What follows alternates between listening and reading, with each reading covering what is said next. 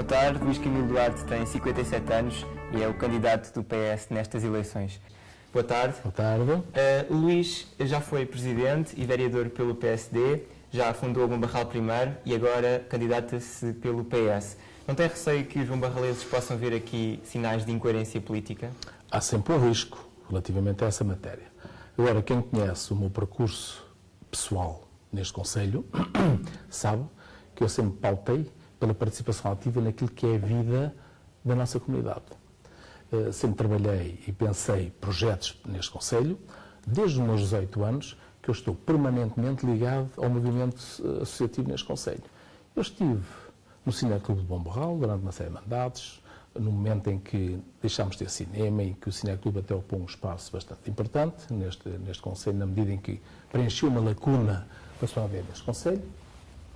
Eu estive no Sport Cristóvão Barralense, em momentos críticos no lançamento da nova sede, com o lançamento de atividades e projetos de educação física, do balé, do karaté, de atividades que ultrapassavam aquilo que normalmente é a oferta normal, que é o futebol, que também é importante nas suas escolas de formação e no desenvolvimento em termos competitivos. Eu estive no Teatro da Brasão, estive um dos fundadores do SATI, fui há 16 anos atrás o principal fundador da Santa Casa da Misericórdia, do qual sou provedor e trabalhamos diariamente em prol daqueles que mais precisam em termos sociais da atividade da Santa Casa da Misericórdia, ou seja, o que demonstra que sempre fui um cidadão participativo, com projetos para desenvolver no Conselho, portanto, isso a mim pessoalmente não me incomoda. Eu entendo que todos nós devemos participar em base e assento em projetos que sejam de interesse para a nossa comunidade. A questão da sigla partidária, para mim, é uma questão menor, na medida em que no atual projeto, ao ser convidado pelo Partido Socialista, que aceitei como tão honra enquanto independente a participar e encabeçar a lista à Câmara Municipal, para mim foi fundamental definir o que é que se pretendia com a candidatura em termos de projeto. O projeto foi definido. A equipe me ia acompanhar para dar corpo a esse mesmo projeto. A partir do momento em que isso ficou claro, e a partir do momento em que eu próprio entendi que era um bom projeto e que era uma boa equipe, aceitei o desafio, porque entendo que nesta base quem poderá ganhar é o Conselho de João Barral. E é isso que me preocupa, o ganho que o Conselho de João Barral poderá ter com essas candidaturas e não a questão, nunca me preocupou, nem nunca tive ligado a processos em que o principal objetivo é hastear no Conselho de João Barral a bandeira do partido. E, infelizmente, há candidaturas que lançam candidatos, há partidos que lançam candidatos, em que a única preocupação é saber se a pessoa é muito popular e se pode ganhar eleições. O resto não interessa. Isso é o que se vê a seguir. Portanto, isso, eu nunca me identifiquei com essa forma de estar na política. Mas a sua relação com os vereadores do PS, quando era presidente, não foi propriamente pacífica. Existe hoje em dia essa razão de fundo para superar as divergências e abraçar o projeto comum?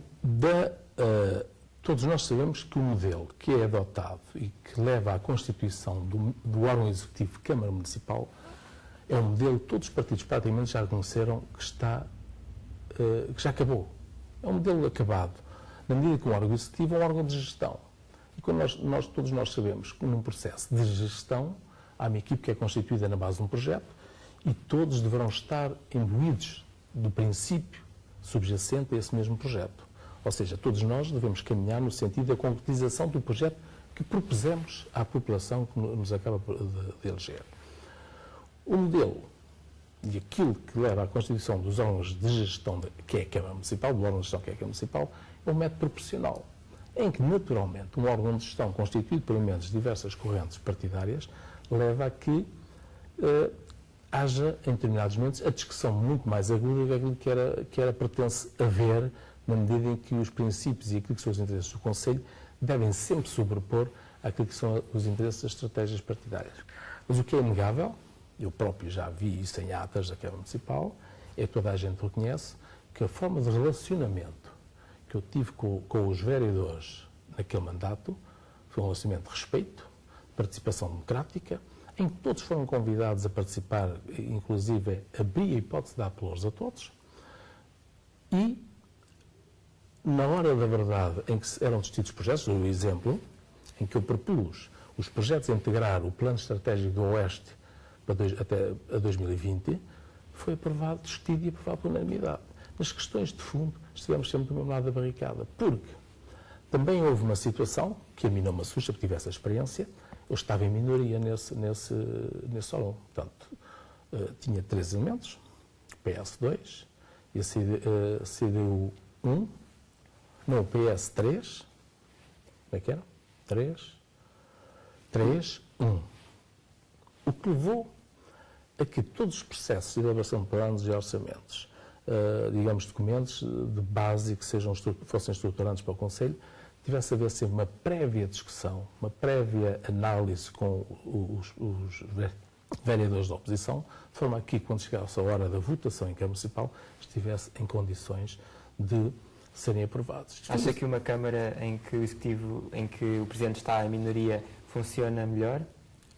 Digamos, há vertentes em que funciona melhor e há situações em que em maioria funciona também melhor.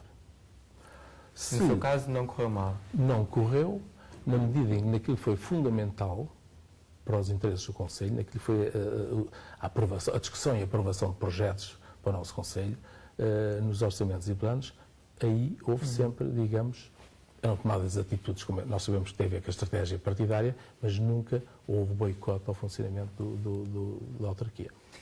Existem acusações do excessivo endividamento em que Luís Camilo Duarte deixou a autarquia. Isto faz sentido? Oh, David, tu és muito novo, mas quem acompanhou a vida autárquica desde 76, a vida autárquica democrática, após 25 de abril, a partir de 76, não houve um Presidente de Câmara que chegasse depois do que saía, não dissesse precisamente isso.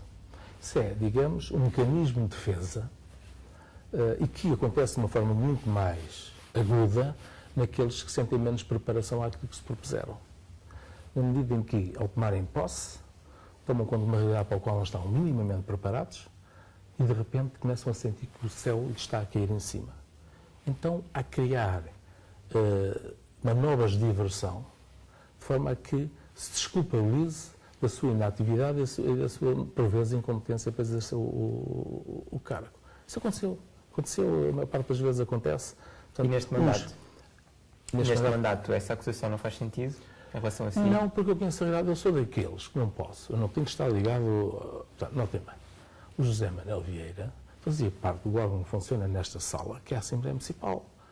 Tinha acompanhado durante o mandato os orçamentos e planos, as contas de gerência e relatório de atividades, que tinham que ser aprovadas anualmente e tinham que ser, do ponto de vista técnico, transparentes e criteriosas.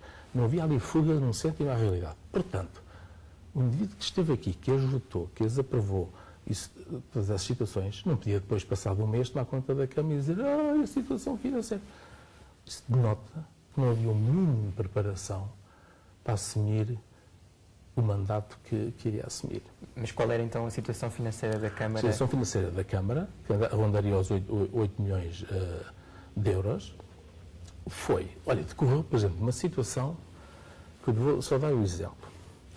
Eu, quando cheguei à Câmara, confrontei uma situação que eu sabia que existia, porque eu era vereador na oposição no mandato anterior, mas para a qual não contribuí, porque votei sempre contra ela. E essa situação que eu vou referenciar aconteceu e foi votada pelo próprio José Manuel Vieira, que fazia parte da Assembleia Municipal. Peço só que seja um bocadinho mais... Estádio Municipal. O Estádio Municipal custou quase 4 milhões de euros ao município, para os quais havia uma comparticipação em fundos estruturais de 600 mil euros. Como é que o município de Bom Barral conseguia fazer face com capital próprio ao diferencial dos 600 mil euros que eram as comparticipações para os quase 4 milhões que aconteceram, ainda para mais, a 3 km quase do Bom Barral, que toda a gente sabe que foi um erro, a localização, para além do erro, a despesa, o custo daquela obra. Só isso teve um impacto negativo, porque eu apanhei o Estado no início da obra, com 300 mil euros, era o que tinha na altura da obra feita, que é praticamente a movimentação de terras, e teve um impacto negativo no decorrer do restante mandato, quase em 2 milhões, quase 3 milhões de euros portanto, de capital próprio que o município teve que arranjar. Portanto, isso, efetivamente, teve impactos negativos que contribuíram para criar desequilíbrio nas contas. Agora, o que aconteceu é que todos nós temos de ter a criatividade de gerir aquilo que é a nossa obrigação como ser. Eu, como candidato a um órgão, eu tenho a obrigação de saber em que situação está o organismo ao qual me estou a candidatar. Eu tenho a obrigação de saber a situação é esta e a estratégia vai ser esta, adequada, com realismo, à situação.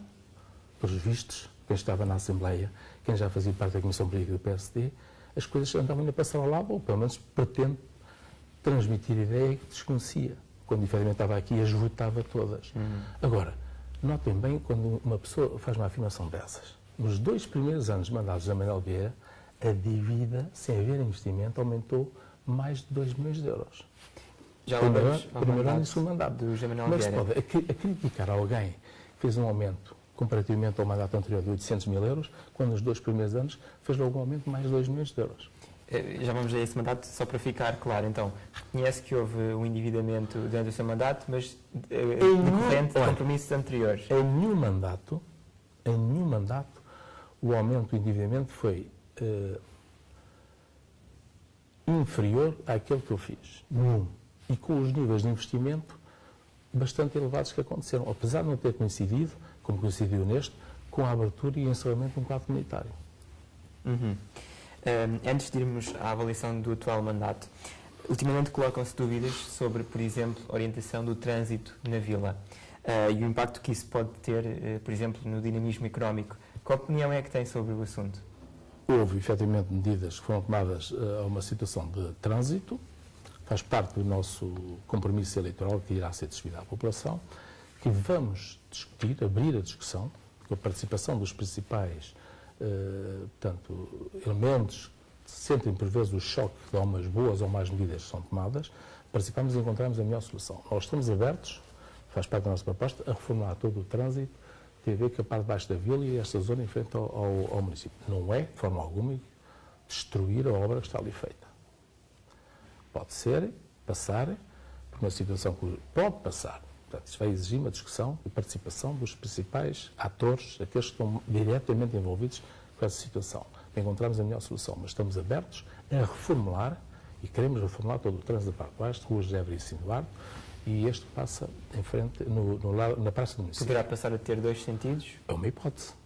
Nós não fechamos essa hipótese. Portanto, realmente reconhece que as opções tomadas no passado... Na altura, nós, no ano só passado ao projeto ganho. inicial, abrimos, porque o projeto da praça do município encerrava completamente o trânsito.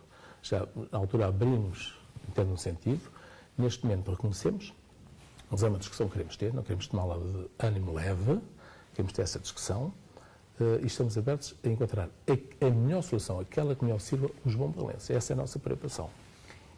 A requalificação urbana constituiu uma bandeira do seu mandato, para além do trânsito. Considera que a intervenção feita no largo do município, na globalidade, atingiu os fins que eram pretendidos na altura? Fazia parte do plano estratégico da vila requalificar todas as entradas da vila. Todas, as principais. Avancei nesse sentido. Requalificámos o lar do município.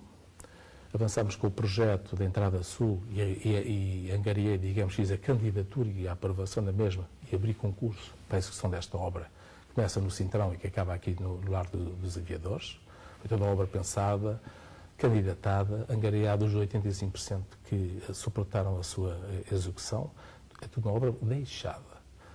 Praça da República, aquilo que era a antiga feira, requalificação de baixo a cima. Avançámos noutras pequenas requalificações nas aldeias, no lar do Sobral Parelhão. O próprio lar do Cintrão foi inaugurado, foi tudo o projeto mandado executar para mim, posto a concurso, adjudicado, candidatura feita ao PRODER, com a aprovação do mesmo. Portanto, digamos, lar do Pó, da chamada lar da pré-primária do Pó. O projeto feito, não foi feito por mim, mandado fazer por mim em gabinetes apropriados, candidatados, lançada a obra e adjudicada. O lar dos sobreiros nos Matinhos, outro processo também, projeto de candidatura. O lar de São Mamed, projeto a fazer, candidatado, angariado o dinheiro, posto a concurso e adjudicado. Portanto, que assim ainda foi inaugurado, como o do Sobral, ainda no mandato. Portanto, e deixámos em processo de adjudicação para projeto já tínhamos feito a aprovação dos desenhos preliminares que dava base ao projeto da entrada norte, que ela começava abaixo da ponte do Rio Real e ligava novamente aqui ao lado à praça do município. Portanto, essa continua a ser uma das suas prioridades no futuro? A prioridade em termos de desenvolvimento de projetos aponta... Só para, antes de irmos detalhadamente aos projetos, que para encerrar este ponto, vai continuar a requalificação urbana? Tem algum projeto em mente? É uma pretensão continuar a requalificação urbana. Só que entendo que todo o processo de requalificação urbana deve passar primeiro por um processo de planeamento.